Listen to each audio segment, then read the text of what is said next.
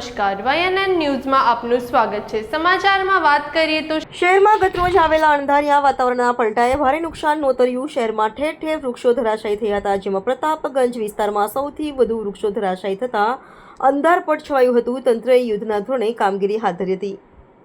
શહેરમાં ગતરોજ સાંજે ભારે વાવાઝોડું સાથે વરસાદ પડ્યો હતો। ઠેર ઠેર વૃક્ષો ધરાશાયી થયા હતા, જ્યાં શહેરના પ્રતાપગંજ વિસ્તારમાં ઠેર ઠેર વૃક્ષો ધરાશાયી થયા હતા।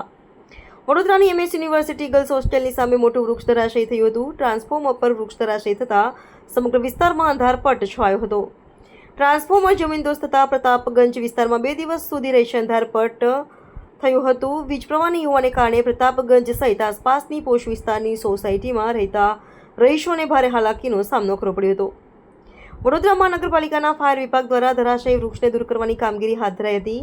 GEB દ્વારા તાત્કાલિક ધોરણે ટ્રાન્સફોર્મરની કામગીરી હાથ ધરવામાં આવી હતી। પ્રતાપગંજ વિસ્તારમાં 15થી વધુ વૃક્ષો થયા છે ધરાશાયી। આ ઘટનાની જાણ થતાં સામાજિક કાર્યકર રોનક પરીખ પણ ત્યાં પહોંચી આવ્યા હતા અને અધિકારીઓ તાત્કાલિક ધોરણે કામગીરી કરી વહેલી તકે લાઇટ શરૂ કરવામાં આવે સ્થળ પર અધિકારીઓને સૂચન કર્યું હતું।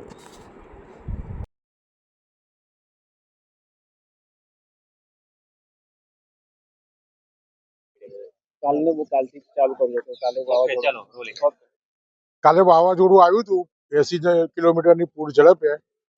તેના અનુસંધાનમાં સ્ટેશન રોડથી પ્રતાપગંજ તરફ એટલે કે આપણે રેલવે સ્ટેશન જવાના રસ્તા ઉપર એક મોટું ઝાડ પડી ગયું હતું।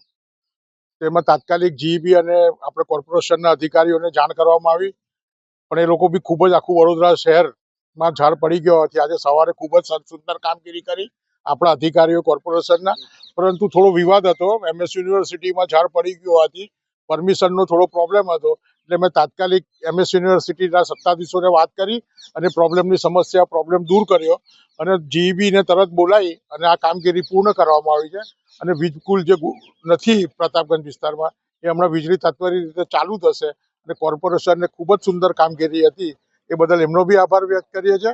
અને હમણાં લાઇટ ચાલુ કરી અને આપ જોઈ શકો છો કે બધા કોર્પોરેશનના અધિકારીઓ લાગેલા છે અને સદન ફાયર બ્રિગેડના અધિકારીઓ લાગેલા છે અને તરત જ કામ હમણાં પૂર્ણ કરી દેશે।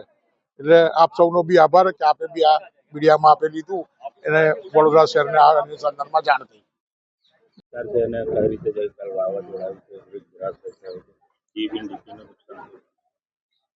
આ કેતકીબાગ વિસ્તાર છે, જે MS યુનિવર્સિટીનો કમાટીબાગ એરિયા છે ને એની સામેનો વિસ્તાર છે।